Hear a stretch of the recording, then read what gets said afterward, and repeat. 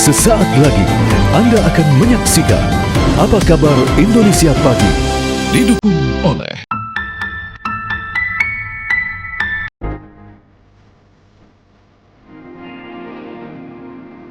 Pengadilan Negeri Jakarta Timur memastikan sidang perdana Tifa Uziah Yasuma atau Dr. Tifa akan digelar secara terbuka untuk umum pada 2 Juli mendatang.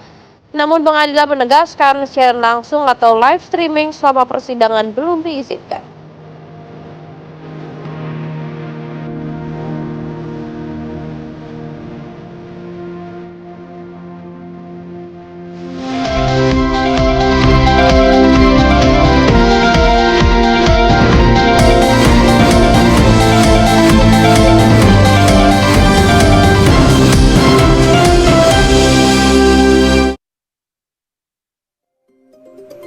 Assalamualaikum warahmatullahi wabarakatuh. Selamat pagi pemirsa. Kembali lagi Anda menyaksikan Apa Kabar Indonesia Pagi bersama Fatima Abar dan Andi Kumala. Selamat pagi Fatima. Selamat pagi. Tadi malam perayaan ulang tahun Kota Jakarta ya di Bundaran HI. Rame banget tadi malam ya. Nonton nggak sih? Nonton sampai jam berapa itu selesainya kira-kira? Nah itu dia, kita mau pantau pagi ini udah bersih belum ya pasca perayaan ulang tahun Jakarta di CFD-nya bagaimana gitu ya. Nah selain informasi itu ada informasi apa aja yang akan kita hadirkan? Kita akan bahas juga jelang persidangan dari tersangka pencemaran nama baik kasus dugaan ijazah palsu Jokowi Dr. Tifa yang sudah mulai mau disidangkan, tapi pengadilan ternyata melarang nih disiarkan secara langsung. Kenapa ya? Itu malah? Kita dalami nanti ya, kenapa bisa seperti itu. Namun kita akan ke informasi pertama terlebih dahulu, di mana diduga karena gagal menyalip mobil supercar menabrak pemotor di Jalan Perjuangan Bekasi Utara, Kota Bekasi, Jawa Barat. Akibat peristiwa ini 2 orang mengalami luka-luka. Seperti inilah pasca kejadian supercar jenis Mustang menabrak pengendara motor yang dikendarai seorang bapak bersama anak perempuannya di Jalan Perjuangan, Bekasi Utara, tepatnya di depan Rumah Sakit Ana Wisma Asri. Salah seorang penumpang supercar sempat turun dari mobil dan mengalami syok usai menabrak motor. Berdasarkan keterangan seorang saksi, saat kejadian supercar tidak melaju kencang, namun berusaha menyalip, tetapi gagal hingga menabrak motor yang berada di depannya. Motor korban bahkan sempat terseret sejauh 5 meter hingga mengalami rusak. Pengemudi diduga berkendara sambil menelpon. Akibat kejadian tersebut, 2 orang korban yang merupakan bapak dan anak harus dibawa ke rumah sakit untuk mendapatkan perawatan. Kini kasus tersebut telah ditangani Satlantas Polres Metro Bekasi Kota. Dia nabrak apa, Bu? Orang. Nabrak motor, Pak. Oh, yang mana tadi ya? Sampai orang sampai jatuh tadi, Pak. Kita ke informasi selanjutnya, sebuah truk ekspedisi bermuatan barang elektronik dan perabot rumah tangga terbakar di ruas tol kilometer 464 Tol Semarang Solo, tepatnya di Kabupaten Semarang, Jawa Tengah. Ya, truk yang berangkat dari Jakarta menuju Flores, Nusa Tenggara Timur ini mengangkut sejumlah barang, diantaranya pakaian, kasur, mesin cuci, lemari es, dan sepeda motor. Kebakaran berawal saat roda belakang truk patah. Gesekan pada bagian roda menimbulkan percikan api dengan cepat menyambar bagian kendaraan. Sopir sempat berusaha memadamkan api, namun kobaran api justru semakin membesar dan melalap seluruh bagian truk beserta muatannya. 3 unit mobil pemadam kebakaran diterjunkan ke lokasi untuk memadamkan api. Tidak ada korban jiwa dalam peristiwa ini, namun seluruh muatan hangus terbakar dan kerugian ditaksir mencapai ratusan juta rupiah.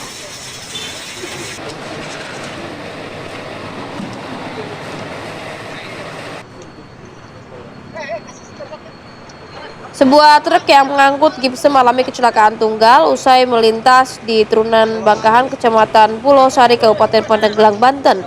Tidak ada korban jiwa dalam laka tersebut. 4 warung dan 1 unit mobil ringsek usai dihantam truk. Ini adalah detik-detik saat sejumlah warga berusaha mengevakuasi supir truk yang mengalami kecelakaan tunggal di Jalan Raya Mandalawangi, tepatnya di Desa Banjarwangi, Kecamatan Pulau Sari, Kabupaten Pandeglang, Banten pada Sabtu pagi. Terlihat truk kuning bermuatan gipsum ringsek usai menabrak sejumlah warung dan 1 unit motor. Truk melaju dari arah Pandeglang menuju Labuan dengan kecepatan tinggi usai melintas di turunan Bangangah.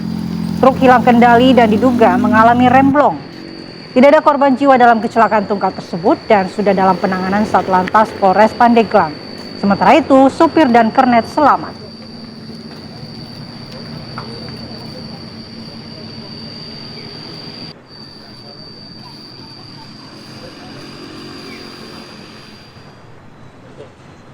Kita ke Nusa Tenggara Timur, pemirsa, seorang dokter muda ditemukan meninggal dunia di rumahnya di Kupang.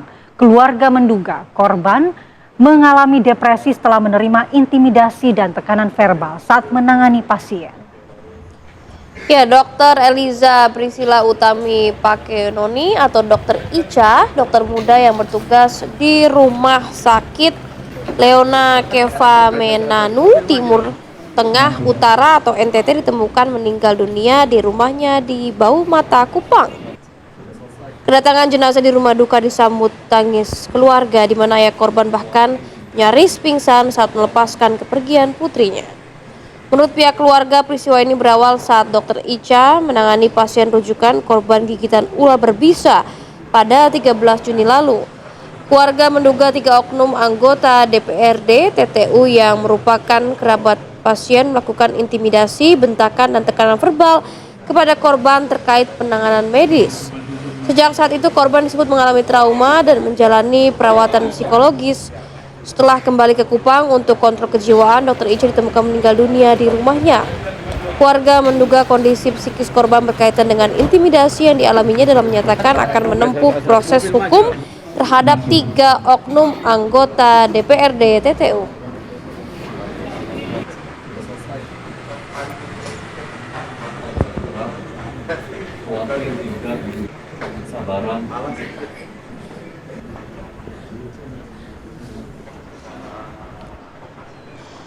Seorang pekerja bangunan di Kabupaten Maros, Sulawesi Selatan nyaris kehilangan nyawa setelah lehernya terjepit material beton talang air yang tiba-tiba roboh saat bekerja di teras rumah warga.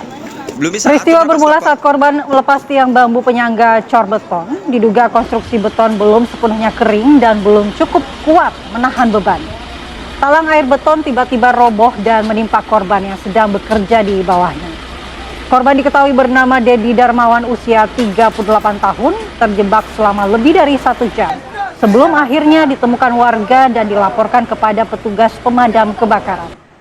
Proses evakuasi pun berlangsung dramatis karena leher korban terjepit di bawah material beton talang air sepanjang sekitar 4 meter dengan lebar sekitar 60-70 cm. Hingga membuat petugas damkar harus bekerja dengan penuh kehati-hatian untuk mencegah material kembali runtuh dan memperparah kondisi korban. Setelah proses evakuasi selama 38 menit, leher korban pun berhasil diselamatkan dari himpitan beton. Korban kemudian langsung dilarikan ke puskesmas terdekat untuk mendapatkan penanganan medis. Belum bisa atur napas, Pak.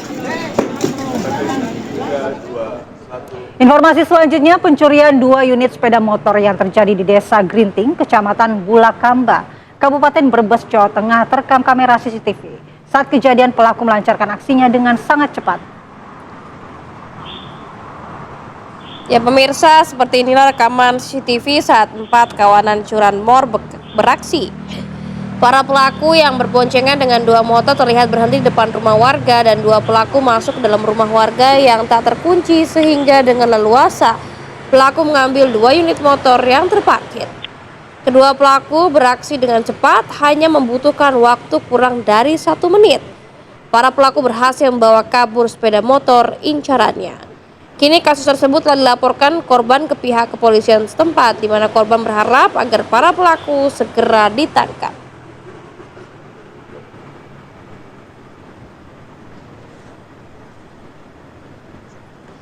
Ya pemirsa, 2 hektar lahan gambut di Blok Cikalong, Kecamatan Tomo, Kabupaten Sumedang, Jawa Barat terbakar pada Sabtu malam.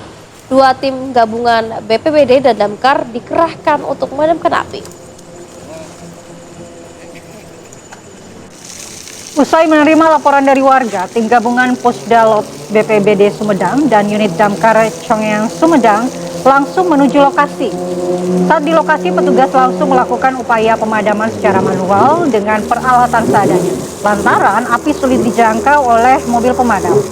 Kebakaran lahan tersebut diduga terjadi akibat kemarau kering yang sudah berlangsung sejak 1 bulan terakhir. Sementara itu hingga pukul 9 malam, petugas gabungan masih berjibaku mengendalikan api. Api yang sulit dipadamkan membuat petugas menyekat jalur api agar tidak meluas.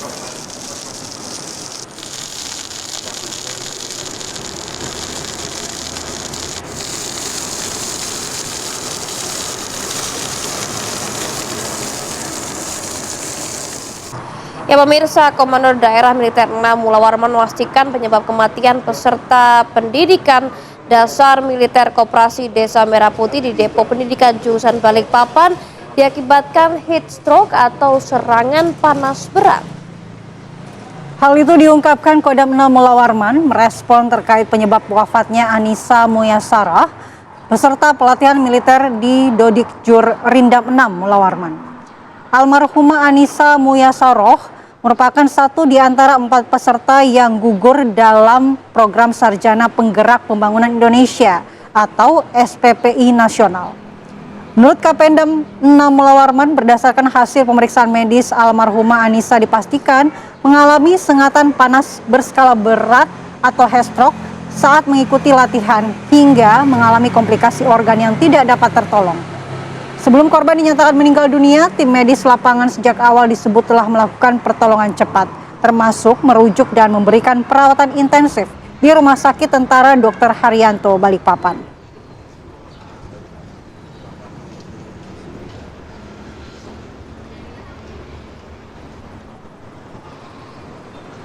Sementara itu, jenazah Novia Rahmadani Sihotang, siswi latihan dasar kemiliteran untuk program Koperasi Desa Merah Putih tiba di rumah duka di Kota Padang Sidimpuan, Sumatera Utara.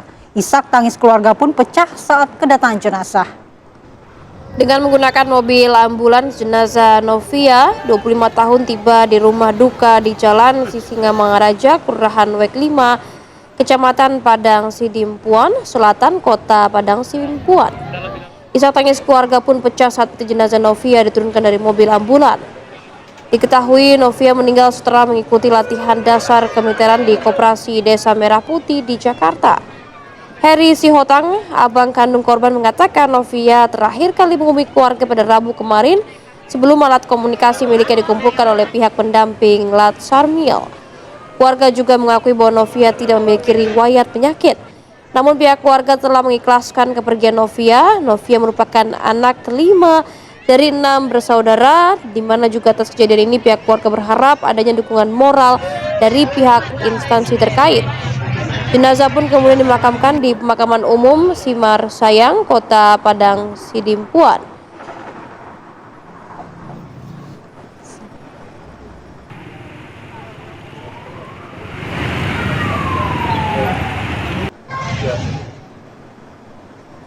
Ya pemirsa, 5 peserta program Sarjana Penggerak Pembangunan Indonesia atau SPP tahun 2026 meninggal dunia. Kemhan menyebut kelima peserta meninggal akibat kondisi kesehatan yang kurang baik dan telah mendapatkan penanganan medis sesuai prosedur. Dan berikut pernyataan Kepala BPSDM Kemhan Maijen TNI Ketut Gede Wetan Paistia. Atas nama Kementerian Pertahanan Republik Indonesia, Panitia Seleksi Nasional dan seluruh penyelenggara program Sarjana Penggerak Pembangunan Indonesia menyampaikan duka cita yang sedalam-dalamnya atas wafatnya 5 peserta program SPPI KDKMP KNMP tahun 2026 yang sedang mengikuti latihan bela negara dan manajerial. Kami menyampaikan bela sungkawa yang mendalam kepada seluruh keluarga almarhum almarhumah. Sejak para peserta mengalami gangguan kesehatan, seluruh telah memperoleh penanganan oleh tenaga kesehatan di satuan pendidikan dan selanjutnya dirujuk ke rumah sakit untuk mendapatkan penanganan medis lanjutan sesuai dengan prosedur yang berlaku. Kelima peserta tersebut memiliki karakter dan kondisi medis yang berbeda-beda. Seluruh peserta telah mendapatkan penanganan medis sesuai prosedur, baik di fasilitas kesehatan satuan maupun rumah sakit rujukan. Menteri Pemberdayaan Perempuan dan Perlindungan Anak Arifatul Khoiri Fauzi menjenguk korban penyekapan dan penganiayaan Yuvita Tri Rezeki di Rumah Sakit Hasan Sadikin, Bandung. Dalam kunjungannya, Menteri P3 ini memastikan pemerintah mengawal proses pemulihan korban. Kasus penyekapan dan penganiayaan sadis yang dialami Yuvita Tri Rezeki, perempuan berusia 29 tahun ini, menyedot perhatian publik termasuk Menteri P3A. Arif Fatul mengatakan setelah berdialog dengan tim dokter dan keluarga korban, kondisi Yovita berangsur membaik dibanding saat pertama kali dirawat. Menurutnya, penanganan dilakukan tim medis berjalan optimal dan korban memiliki semangat tinggi untuk segera pulih.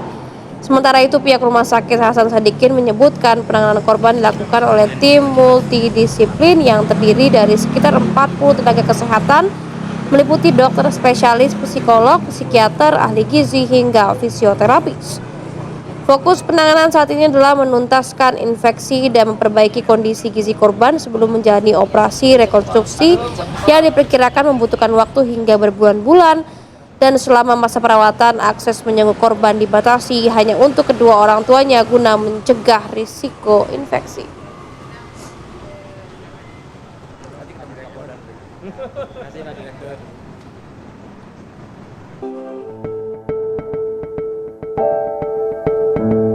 Upaya seorang wanita berinisial DR menyelundupkan ratusan pil narkoba ke dalam lapas kelas 2B Blitar, Jawa Timur digagalkan petugas. Ia nekat menyembunyikan 624 butir pil double L yang dibungkus alat kontrasepsi yang disembunyikan di dalam alat vitalnya. Pelaku mengaku mendapatkan upah sebanyak Rp500.000 dari seorang narapidana untuk membawa pil tersebut. Akibat perbuatannya, pelaku ditetapkan sebagai tersangka dan terancam hukuman penjara paling lama 12 tahun.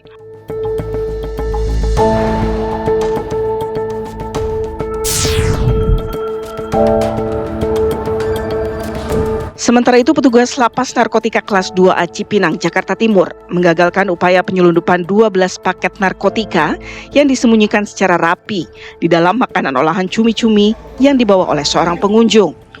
Pelaku nekat melakukan aksi tersebut karena tergiur iming-iming imbalan upah sebesar Rp500.000 jika barang haram tersebut berhasil lolos ke dalam lapas. Barang haram ini diduga kuat berasal dari seseorang di kawasan Tanjung Priok, Jakarta Utara dengan modus menggunakan sistem titipan melalui kurir pengunjung lapas untuk diserahkan kepada salah satu warga binaan di dalam lapas Cipinang. Seluruh barang bukti beserta 2 orang kurir tersebut telah diserahkan ke Mapolres Jakarta Timur guna menjalani proses penyelidikan lebih lanjut.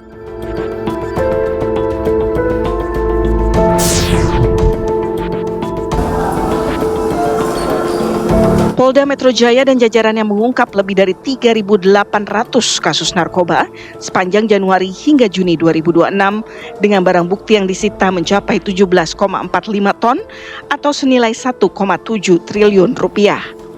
Barang bukti meliputi obat keras, sabu, ganja, ekstasi, ketamin, tembakau sintetis, hingga vape yang mengandung etomidate. Polisi juga menetapkan 5.196 tersangka yang terdiri dari 19 produsen, 1.914 pengedar, dan 3.263 pengguna. Tim TV One mengabarkan.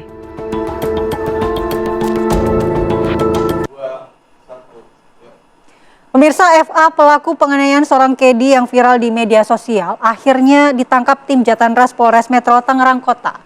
Di hadapan petugas, pelaku mengaku emosi karena cemburu pada korban.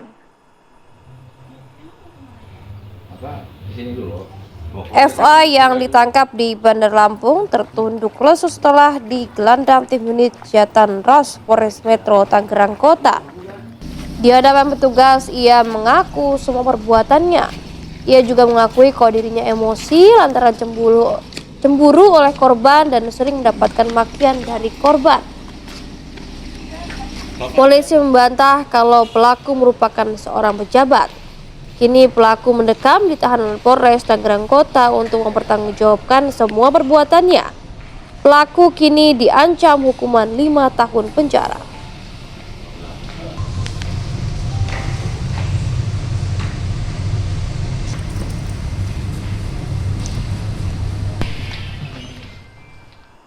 Ya pemirsa, sebelumnya kasus dugaan penganiayaan terhadap seorang perempuan yang bekerja sebagai caddy golf menyita perhatian publik.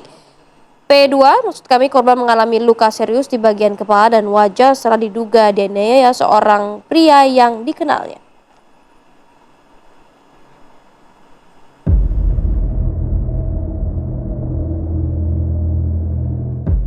Seorang perempuan yang berprofesi sebagai caddy atau pramugolf menjadi korban dugaan penganiayaan di kawasan lapangan golf Motherland, Kota Tangerang. Peristiwa yang terjadi pada Selasa malam 23 Juni itu mengakibatkan korban mengalami luka robek di kepala serta lebam di bagian kening, pipi, dan bibir. Korban kemudian menjalani visum sebagai bagian dari proses penyelidikan. Aksi bejat sang pria sempat terekam kamera pengawas. Potongan video pendek ini pun cepat menyebar di media sosial. Warganet mengecam aksi kekerasan tersebut dan meminta aparat penegak hukum mengusut kasus hingga tuntas. Polisi bergerak dan memeriksa sejumlah saksi. CCTV menjadi barang bukti atas penganiayaan yang dilakukan pelaku kepada korban. Penyidik Satreskrim telah melakukan serangkaian tindakan mulai dari menerima laporan polisi, memeriksa korban dan saksi-saksi, melakukan visum, menyita barang bukti, serta mendalami rekaman CCTV. Untuk saat ini, korban berinisial RA masih menjalani perawatan medis, diantaranya mengalami beberapa luka seperti luka robek di bagian kepala, luka lebam di kening, pipi, dan bibir akibat dugaan tindakan kekerasan. Dalam peristiwa ini, Polres Metro Tangerang Kota berkomitmen memberikan perlindungan terhadap korban serta menegakkan hukum secara profesional. Dari Tangerang, Banten, Rusdi Muslim, TV One mengabarkan.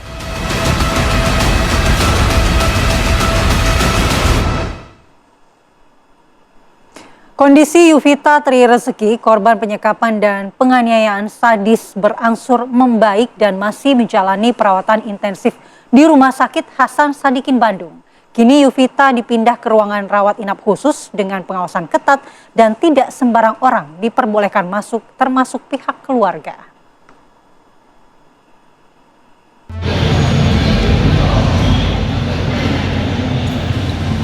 Korban penyekapan dan penganiayaan sadis Yuvita Tri Rezeki, 29 tahun, kini dirawat di ruang perawatan khusus di Rumah Sakit Hasan Sadikin Bandung, Jawa Barat, setelah sebelumnya dirawat di ruang isolasi. Perkembangan kondisi Yuvita dikabarkan terus membaik. Korban diketahui mengalami luka terbuka di bagian kepala yang cukup serius, sehingga membutuhkan ruang perawatan dengan tingkat sterilisasi tinggi untuk mencegah risiko infeksi. Bahkan saat ini pihak RSHS telah menyiapkan 40 tenaga kesehatan, termasuk dokter spesialis untuk penanganan pemulihan hingga jadwal operasi korban dilaksanakan. Selain pemulihan fisik, tim medis juga mempersiapkan tahapan rehabilitasi mental serta rekonstruksi pada wajah dan beberapa bagian tubuh korban yang mengalami luka akibat penganiayaan. Kuasa hukum korban, Jutek Bongso, menyebut perkembangan korban cukup signifikan. Kini Yuvita sudah dapat diajak berkomunikasi dan mulai dapat berjalan. Korban keadaannya sudah membaik dan sudah dipindahkan ke ruangan yang lebih steril dalam rangka untuk mempercepat pemulihan bagi korban, ya. Sekarang sudah bisa diajak bicara, sudah bisa, perkembangannya cukup signifikan, ya, sudah bisa berjalan. Mudah-mudahan tidak terlalu lama lagi, ya. Pihak keluarga Yuvita Tri Rezeki sangat mengapresiasi langkah pihak kepolisian yang menetapkan pelaku sebagai tersangka dengan sangkaan pasal berlapis. Keluarga korban juga menolak permintaan maaf tersangka Taufik Hidayat mengingat perbuatan keji yang dilakukan tersangka kepada korban. Dari Bandung, Jawa Barat, Cepi Kurnia, TV One mengabarkan.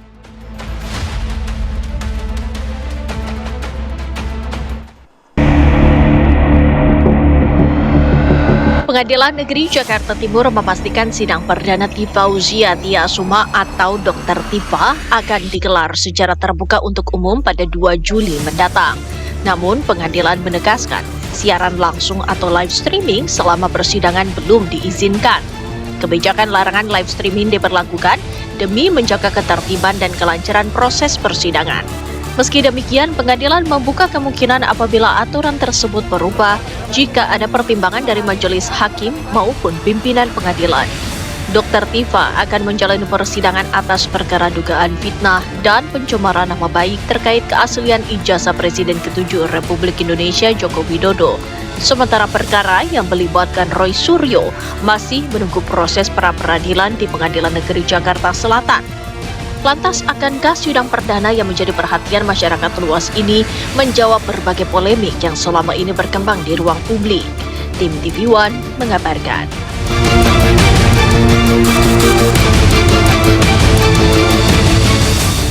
Ya, Fatima, banyak yang menilai bahwa persidangan ini nantinya bukan hanya antara dua pihak yang berperkara, tapi ini akan menjadi rujukan bagaimana sebenarnya batas antara kritik terhadap pejabat publik, kebebasan berpendapat, dan perlindungan terhadap nama baik seseorang. Jadi ini kan kasusnya pencemaran nama baik ya. Tapi ternyata pengadilan melarang untuk disiarkan secara langsung. Kira-kira penyebabnya apa ya? Kita akan dalami untuk hari ini ya. Iya. Namun saya ingin ke Aziz Yanwar dulu, kuasa hukum Dr. Tifa. Tadi juga sudah disampaikan nama kita kenalkan dulu ya. Iya, sudah ada beberapa narasumber hadir. Ya, ini ada Pak Abdul Fikar Hajar, pakar hukum pidana Universitas Trisakti. Selamat pagi, Pak Fikar. Kemudian ada Bang Aziz Yanwar, kuasa hukum Dr. Tifa. Selamat pagi, Bang Aziz.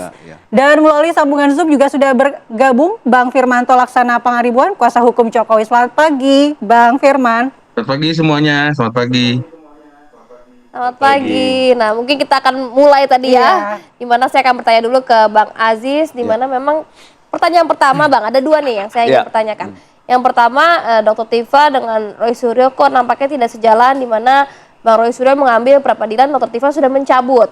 Kemudian yang kedua juga tadi disampaikan sama rekan saya malah bahwa nanti nampaknya di persidangan ini tidak boleh dilakukannya live streaming. Bagaimana tanggapannya dari tim Dr. Tifa sendiri? Ya, yang pertama saya koreksi bukan mencabut, tapi kita waktu itu membatalkan. Jadi sempat masuk, tapi formilnya belum terpenuhi, jadi kita batalkan. Alasannya sebenarnya alasan strategis dan juga alasan-alasan efisiensi terkait dengan kasus ini sendiri. Jadi kita lebih fokus. Kalaupun nanti kita mempermasalahkan, kita akan masuk di eksepsi atau di sangkahan. Jadi tidak masuk di pra-peradilan. Jadi sebenarnya alasan strategi aja. Adapun dari Mas Roy Suryo mengambil langkah pra-peradilan dan itu sudah dipertimbangkan matang dengan timnya tentu saja. Seperti itu. Itu yang pertama. Kemudian yang kedua mengenai persidangan nanti. Harusnya memang kalau sesuai dengan Undang-Undang Kekuasaan Kehakiman ya, dan juga KUHP pasal 202 dan 204 ayat 1 dan ayat 2, itu memang terbuka untuk umum, karena memang ini tidak masuk kualifikasi yang secara undang-undang ini tertutup. Misalnya yang melibatkan anak pada perkara tersebut, kemudian kesusilaan, hukum keluarga, atau hal-hal yang melibatkan keamanan negara atau rahasia militer. Jadi menurut saya ini harusnya terbuka untuk umum dan harusnya pihak pengadilan atau ketua pengadilan atau majelis hakim itu tidak menghalangi untuk live streaming. Karena kan ini sebenarnya untuk mengantisipasi masyarakat yang ingin datang dan hadir, dan juga kemudian mengantisipasi hal-hal yang kita tidak inginkan dengan berkumpulnya massa, kan seperti itu. Kalau ada live streaming itu kan justru mempermudah pihak kepolisian untuk mengatur supaya tidak penuh di ruang sidang itu. Kemudian juga sesuai dengan asas keterbukaan itu sendiri yang memang jadi prinsip dari peradilan kita gitu kan, dalam kasus-kasus yang memang tidak dikualifikasikan untuk tertutup. Jadi menurut saya tidak ada alasan. Justru kalau misalnya dilarang, itu sama aja seperti orang bilang sudah tapi belum gitu loh. Saya nggak tahu siapa yang bicara waktu itu. Kan keberatan begitu ya jika tidak bisa ada live Respons streaming. Dr. Tifa apakah mengajukan atau menyatakan keberatannya? Iya, kita kan belum tahu tadi. Ini kan baru informasi dari media kan, bahwa belum diizinkan untuk live streaming. Harusnya nggak seperti itulah. Oke, saya mau ke Bang Firman. Bang Firman menanggapi bahwa pengadilan ini terbuka untuk umum tapi dilarang untuk live streaming. Ini Anda seperti apa tanggapannya melihat ini? Ya, jadi terima kasih. Jadi sebenarnya mengenai live streaming dan terbuka untuk umum, saya pikir itu bagus ya. Jadi sehingga nanti masyarakat bisa melihat apa yang dimainkan oleh pihak-pihak yang melakukan tuduhan-tuduhan. Begitu juga Bapak bisa membuktikan apa yang diadukannya. Saya pikir ini sangat baik. Dan saya juga memperhatikan dari media sosial bahwa pihak PN Jakarta Timur juga mengatakan ini persidangan terbuka untuk umum. Namun karena keterbatasan ruang, maka akan diatur. Akan buat tenda juga, kalau saya tidak salah kemarin saya perhatikan informasinya. Jadi buat saya ini sangat bagus untuk dilakukan terbuka untuk umum. Karena kenapa? Karena nanti kelihatan nih semua. Hari ini kan sudah sangat jelas, terang ya, dan kami kuasa hukum, penyidik maupun jaksa sebagai pengendali perkara di persidangan nanti sudah satu paham, baik terkait tindak pidana yang dilakukan, baik terhadap semua pasal-pasal yang dilakukan, yang disangkakan, dan tentu dengan kemarin pihak jaksa, kalau nggak salah saya dengar, sudah melakukan P21 di April, kemudian baru limpah di Juni, artinya secara 2 bulan kurang lebih ya, itu memeriksa dengan sangat teliti. Jaksa peneliti memeriksa. Sehingga kalau Pak Jokowi tinggal berharap ini dilimpah ke PN, dan hari ini kita dengar tanggal 2 Juli 2026 itu akan dimulai persidangan pertama seperti itu. Walaupun nanti pembuktian Jokowi akan hadir nanti saat pembuktian. Mungkin kan dakwaan dulu dan sebagainya, eksepsi dan sebagainya. Jokowi hadir untuk pembuktian, Bang Firman? Bagaimana yang kita ketahui. Kenapa? Ya, Bang Firman, termasuk jika Pak Jokowi benar-benar hadir untuk pembuktian, Anda tidak keberatan ya kalau ini disiarkan atau di live streamingkan begitu? Dengan senang hati untuk membuktikan pengaduannya. Sedangkan Bapak aja kemarin dia diadukan juga di Barreskrim. Ya, saya sebenarnya melihat ini, wah luar biasa, Pak Jokowi ingin menunjukkan seorang presiden ke-7 Republik Indonesia hadir di Barreskrim himself. Menyampaikan semua fakta-fakta, memberikan ijazah aslinya, tidak hanya satu, beberapa ijazah aslinya, ya, membiarkan pihak penyidik melakukan pemeriksaan dengan seksama, ya, Barreskrim, Poslapor, seperti itu, di mana akhirnya pihak UGM sebagai pihak institusi yang mengeluarkan ijazah juga menyampaikan Bapak adalah alumni, telah melalui seluruh proses peredaran perguruan tinggi dan memang ijazahnya asli dan sah. Jadi buat saya harus seperti ini. Supaya apa? Supaya bisa dihentikan persoalan. Karena hanya ini. Kami sudah berkali-kali melakukan konversi pers untuk mengatakan siapa yang ingin melihat, ingin mengkonfirmasi, ingin berdiskusi, datang. Sampai kami kasih tahu alamat kami kantor ini. Juga sudah disampaikan juga oleh UGM, oleh teman-teman Bapak yang satu angkatan, yang juga ikut wisuda dan sebagainya. Oleh semua karyawan yang memang waktu itu tahu, bukti-buktinya pun ada semua, dan ini terbuka diperlihatkan oleh mereka gitu lah.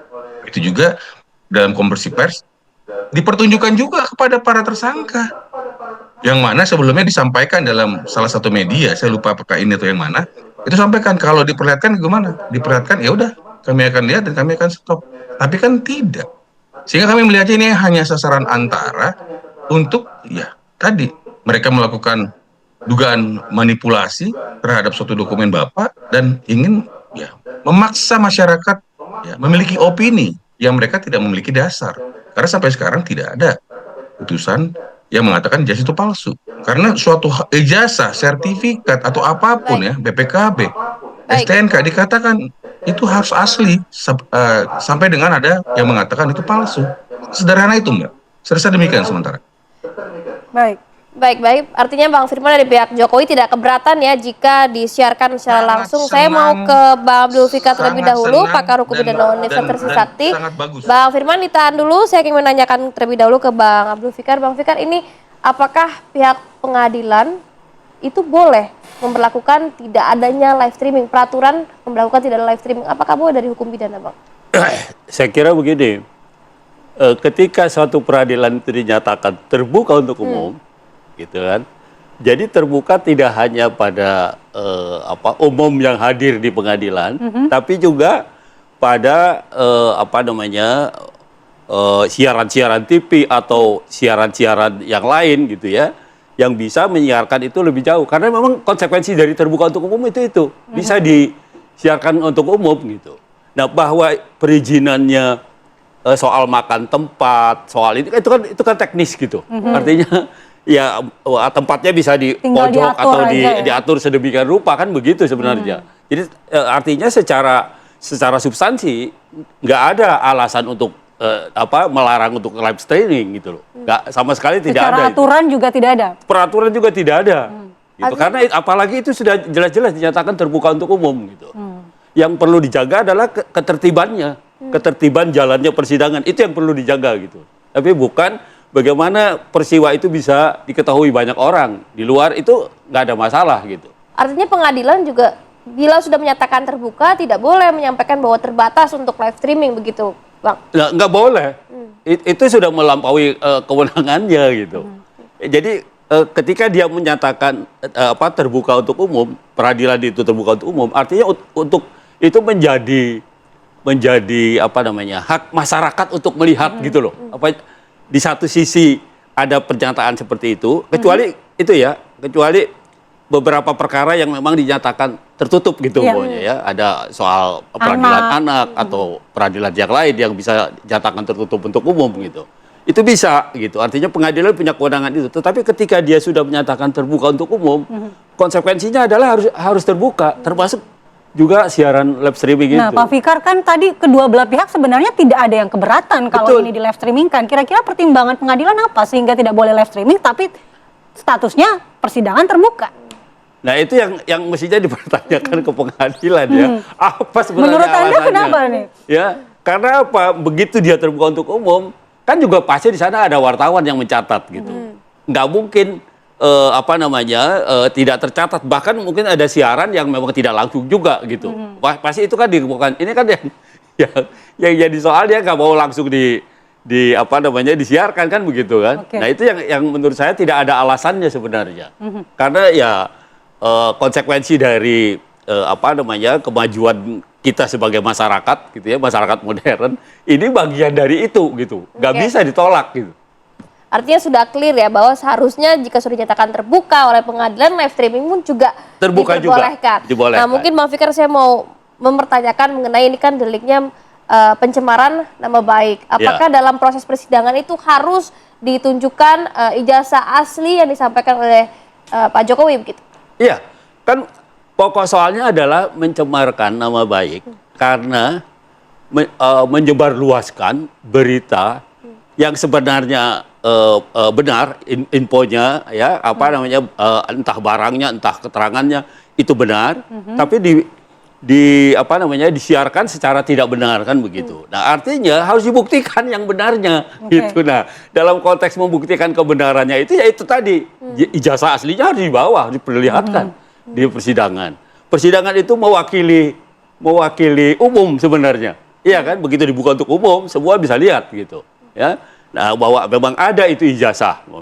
Harusnya seperti itu. Itu konsekuensi dari peradilan seperti itu. Baik, nanti kita mau minta tanggapan. Sebentar, walaupun pengadilan bisa saja dia memberi putusan pengecualian, tapi bukan untuk ijazah ini kalau menurut saya. Ya, umpamanya ada peristiwa lain yang menurut pertimbangan pengadilan, ini nggak boleh dibuka karena lebih menyangkut pribadi. Tapi yang namanya ijazah itu kan publik, pengetahuan publik gitu loh.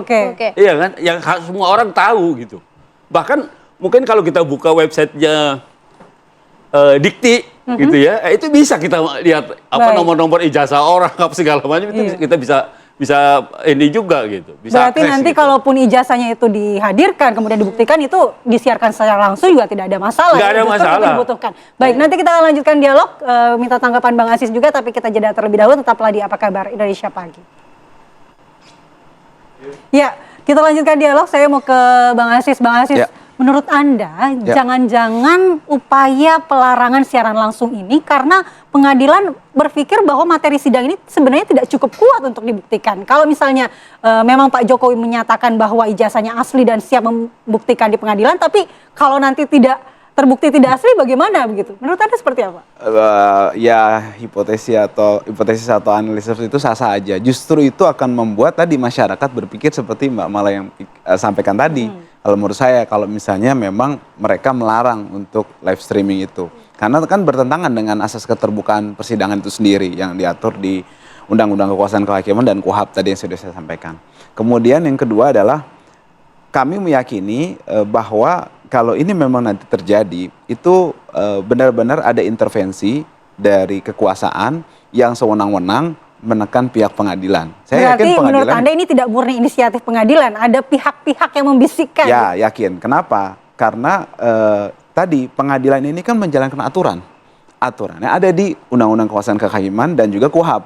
Mereka sangat tidak mungkin untuk melanggar hal tersebut kecuali ada tekanan dari penguasa. Dalam hal ini bukan penguasa yang berkuasa ya, belum tentu juga. Maksud saya adalah pihak-pihak yang memiliki kekuasaan, gitu kan, yang memiliki kekuasaan untuk uang. Iya, termasuk uang di situ juga kan. Bisa jadi mereka menekan. Siapa pihak-pihak itu? Bang Kenapa? Aziz? Siapa? Tapi tadi pihak Pak Jokowi sudah menyampaikan kita siap live streaming begitu. Terbuka, nggak ada keberatan, nggak ada masalah. Lalu siapa dong ini yang melarang live streaming ini? Nanti bisa ditanya ke pihak pengadilan tentunya kan. Nah, cuma maksud saya gini, ada dua hal yang saya mau sampaikan terkait dengan pelarangan tadi ya, dan juga soal hadirnya nanti Pak Jokowi atau dihadirkan ijazahnya. Jadi saya mau sampaikan dulu pengalaman waktu dulu sidang Habib Rizik Syihab juga dan juga teman-teman FPI, sama dulu juga live streamingnya dilarang. Dilarang dan juga Tapi terbuka? Kan kasusnya prokes, itu kan umum gitu, harusnya terbuka untuk umum kan. Alasannya, Bang? Alasannya mereka sewenang-wenang aja, suka-suka gitu. Pokoknya ada, katanya begitu. Pokoknya begini, gitu aja. Bahasanya pokoknya gitu kan. Nah itu yang maksud saya, harusnya itu nggak terjadi kan. Tapi karena intervensi mereka jadi sewenang-wenang, mereka hanya menayangkan tuntutan dan juga vonis. Gitu. Dan hal-hal yang menguntungkan dari pihak jaksa waktu itu kan.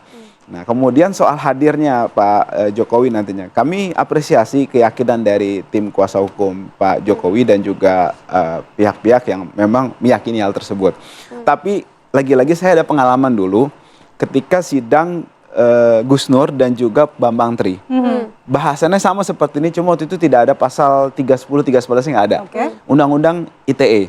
Sama kasusnya, tuduhan mereka berdua terhadap ijazah Pak Jokowi waktu itu.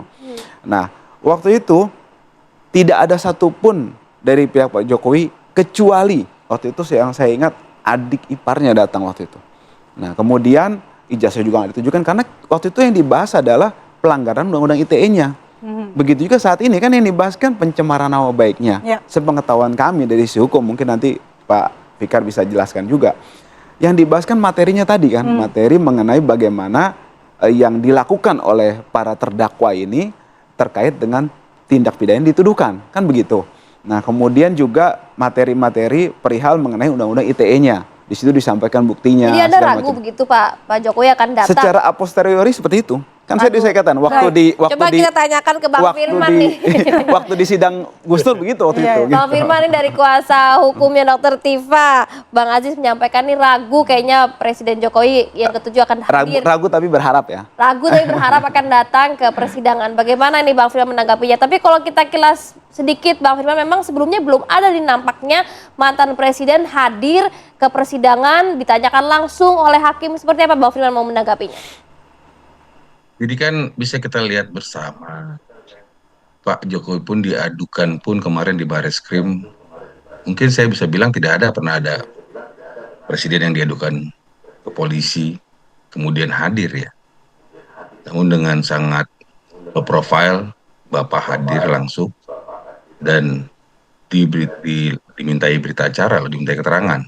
Dan itu ya kita bisa lihat juga diliput oleh media di situ ya. Dan saya pikir yang disampaikan tadi sama rekan saya tadi itu sangat tidak beralasan dan menyesatkan menurut saya. Karena ini kan ditonton publik gitu ya. Jadi saya pikir ini juga sudah menyampaikan, Bapak juga sudah menyampaikan gitu kan. Kemudian Bapak juga sudah membuktikan hadir di Reskrim gitu kan. Juga sudah hadir dalam membuat pengaduan di Polda Metro Jaya. Jadi buat kami dengan sangat terpaksa ya persoalan ini akan kita hadapi gitu ya. Karena kenapa kami bilang sangat terpaksa? Karena tadi semua orang sudah mengatakan, termasuk UGM sudah mengatakan itu benar, sah dan asli seperti itu. Tapi kan masih terus di framing gitu kan. Tadi juga rekan menyampaikan ya harap ini, harap itu dan sebagainya. Ya boleh-boleh saja karena ini semua adalah hanya atraksi sensasi ya yang dilakukan oleh pihak Suryo dan Dr. Tifa. Dan menurut kami tidak ada alasan yang bisa mereka buktikan juga seperti itu. Jadi singkatnya Bapak pasti akan hadir sesuai dengan mekanisme persidangan, dan ijazah Bapak sebagaimana disampaikan juga secara terbuka hari ini kan sudah dilimpah juga ke kejaksaan, mungkin juga sudah dilimpah informasi berkas dan sebagainya itu sudah di pengadilan kan. Jadi ya inilah memang harapan seorang pelapor, ya seorang pengadu, bagaimana berkasnya, kasusnya sampai dipersidangkan, dan tentunya untuk mendapatkan kepastian hukum dan keadilan. Jadi saya pikir pasti akan datang, pasti akan diperlihatkan, udah sejauh ini gitu ya. Dia diadukan pun sudah dilayani dengan baik, apalagi aduannya. Saya rasa demikian. Ya, Bang Firman, kalau menanggapi kata Bang Asis yang sepertinya ini bukan murni inisiatif pengadilan untuk pelarangan live streaming, tapi ada pihak-pihak tertentu yang kemudian melakukan seperti intervensi begitu. Saya tidak melihat ini ada intervensi. Yang saya cermati, kita juga kan monitor persoalan ini. Pihak pengadilan mengatakan mereka memberikan, karena ini terbuka untuk umum, mereka akan memberikan fasilitas. Hanya akan mengatur teknisnya. Dan saya pikir itu sudah sangat baik. Apalagi di sini masyarakat melakukan kontrol seperti itu. Ya, mereka tidak ditahan aja mungkin atas melihat situasi dan lapangan, kan itu sudah suatu kebijakan kejaksaan. Saya yakin pengadilan akan membuat ini menjadi terang benderang gitu ya. Dan apalagi persoalan ini persoalan yang mudah, sangat mudah, tinggal ke pembuktian aja.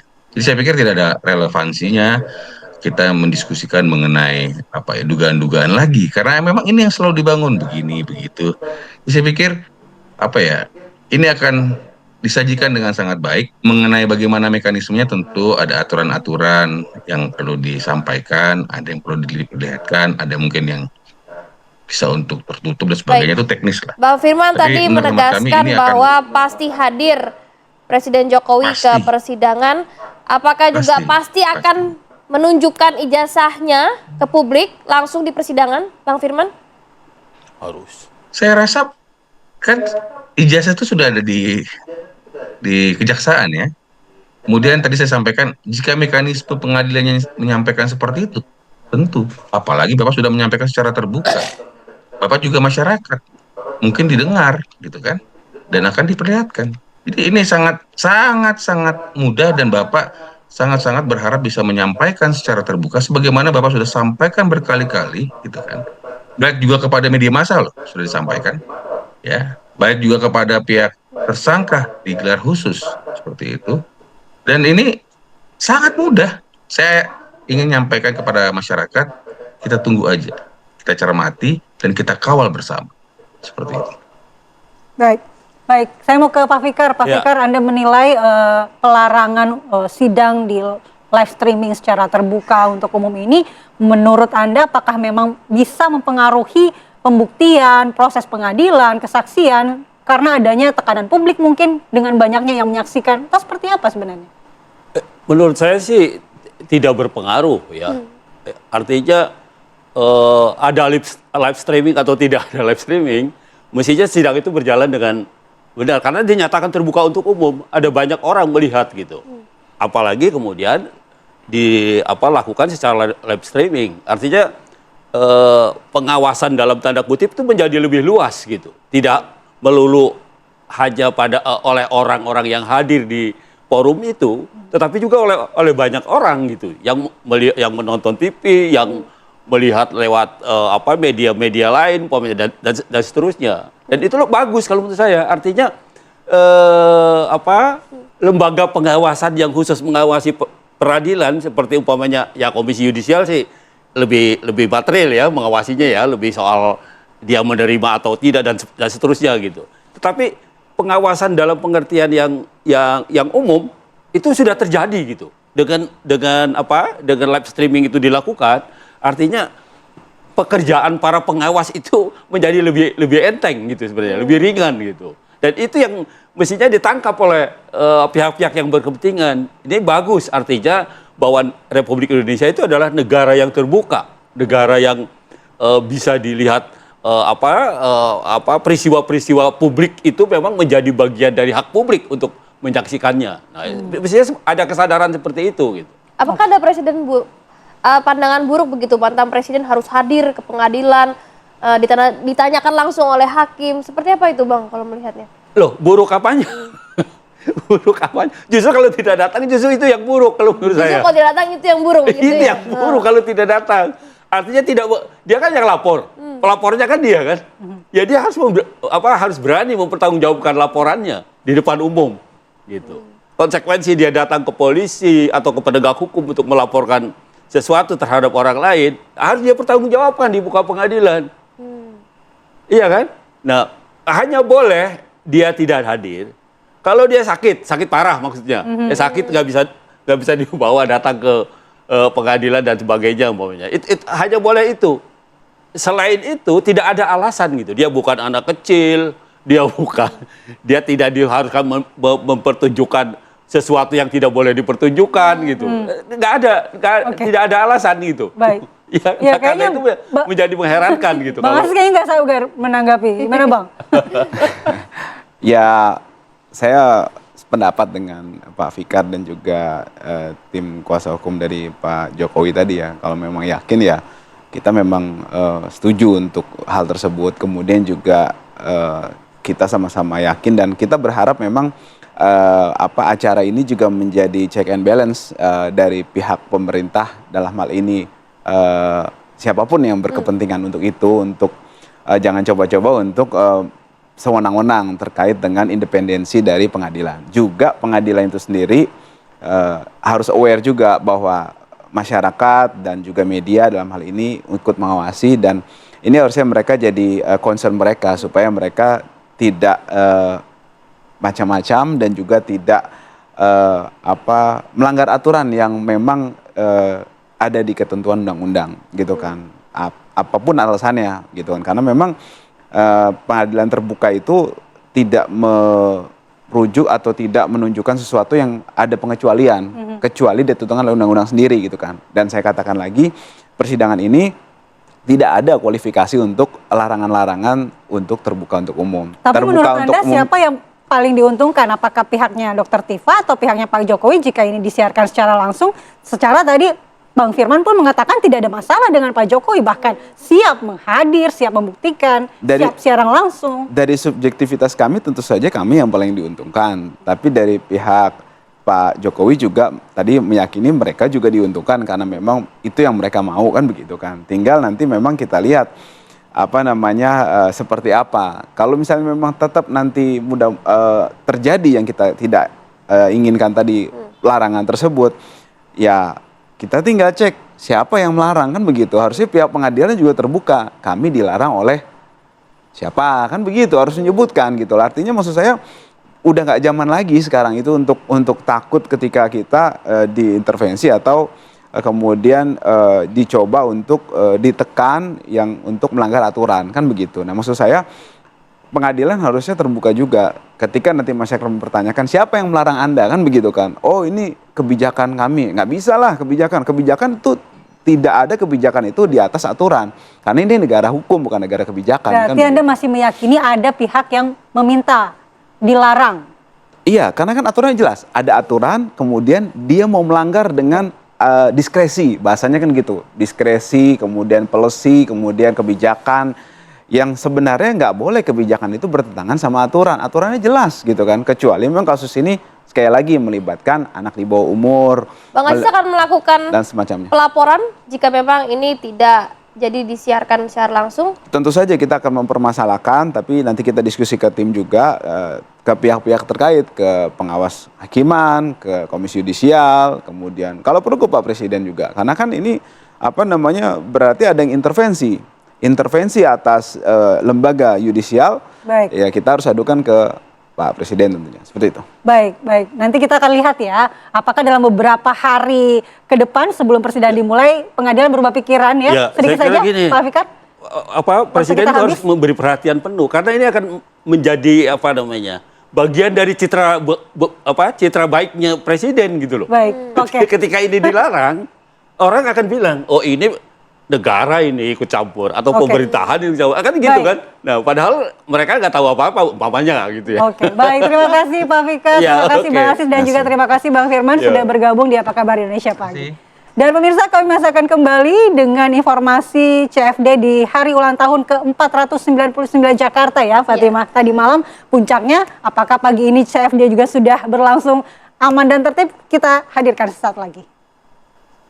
Terima kasih Anda masih bersama kami pemirsa. Pemerintah Provinsi DKI Jakarta menggelar malam puncak perayaan Hari Ulang Tahun Kota Jakarta ke-499 di kawasan Bundaran Hotel Indonesia Jakarta tadi malam.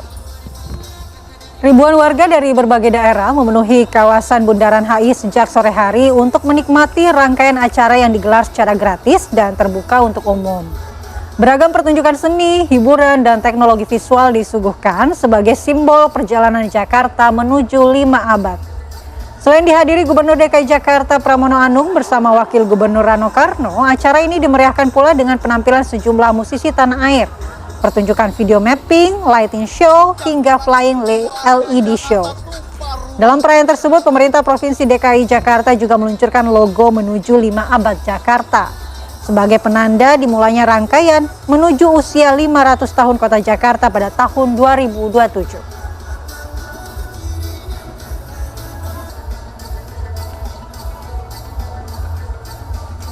Nah, semalam sudah ramai banget ya Fatimah, salah deh. Terkait dengan perayaan Hari Ulang Tahun Kota Jakarta yang ke-499. Kita mau tahu pagi ini apakah CFD juga sudah ramai? Kita bergabung dengan Yohanes Leonardo di Bundaran HI. Silakan Nardo, laporan Anda. Iya, selamat pagi Andi Kumala, Fatimah, dan juga pemirsa. Memang untuk pertanyaan malah tadi akan saya jawab bagaimana di belakang saya. Ini adalah potret bagaimana Bundaran HI Jakarta ini sudah ramai sekali di hari kedua Jakarta Penuh Warna atau JPW, yang merupakan rangkaian persembahan kemeriahan Hari Ulang Tahun ke-499 Kota Jakarta. Sejak pagi hari tadi, sejak kami tiba sekitar pukul 6 pagi waktu Indonesia bagian Barat tadi, warga Jakarta sudah datang untuk berolahraga seperti biasa. Mereka berlari, bersepeda, serta bercengkrama dengan keluarga yang ada di wilayah Kota DKI Jakarta, khususnya di Bundaran HI, karena memang ini merupakan hari ini khusus Car Free Day atau hari bebas berkendara ini hanya berlangsung di sepanjang Jalan Tamrin Sudirman saja. Dan pemirsa, dari rangkaian acara Jakarta Penuh Warna ini sendiri ada banyak pertunjukan musik, persembahan seni dari masyarakat Jakarta maupun juga pentas dari musisi tanah air. Dan saya akan ajak Anda untuk menanyakan seperti apa pengalaman atau juga experience mereka di pagi hari di rangkaian kedua Jakarta Penuh Warna. Selamat pagi, Ibu. Kita akan ajak Anda adalah dua warga Jakarta yang sejak pagi hari tadi menikmati CF.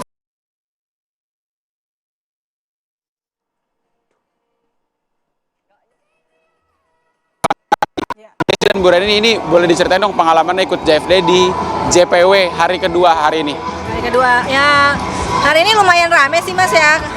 Oke, ya rame karena ada acara Bayangkara ya ulang tahun, dan kebetulan kita dari komunitas K-pop dance ikut meramaikan hari ini gitu loh. Jadi lebih oke, memang lebih rame dibanding hari biasa, dibanding yang sebelumnya.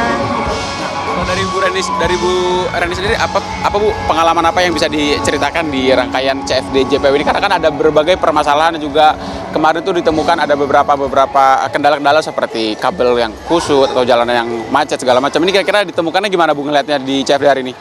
Kabel yang putus maksudnya di mana? Di sini? Di sini ada nggak Bu? Oh, nggak ada sih. Setahu saya dari tadi nggak ada. Bagus ya, amazing ya, karena banyak kayak tadi saya pertama kali lihat ada tari-tari daerah gitu loh. Jadi kreatif banget.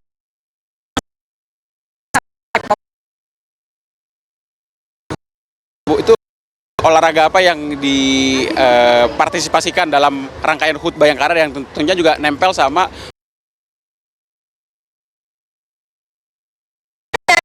Saya tahu sih kayak radio dance, mungkin ada juga kali dari tari atau sepeda mungkin juga ada.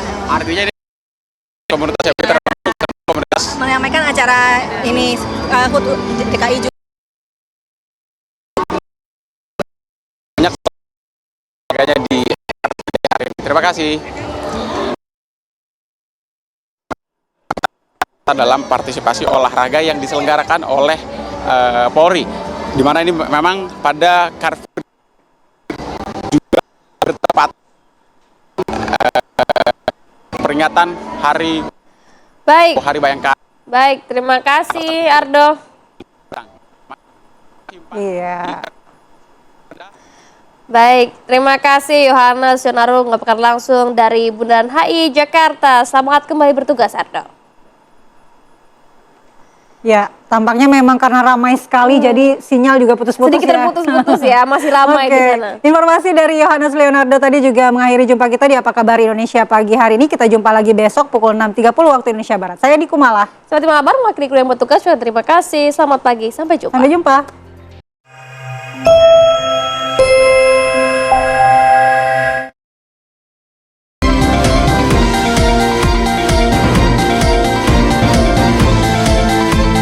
Anda baru saja menyaksikan Apa Kabar Indonesia Pagi, didukung oleh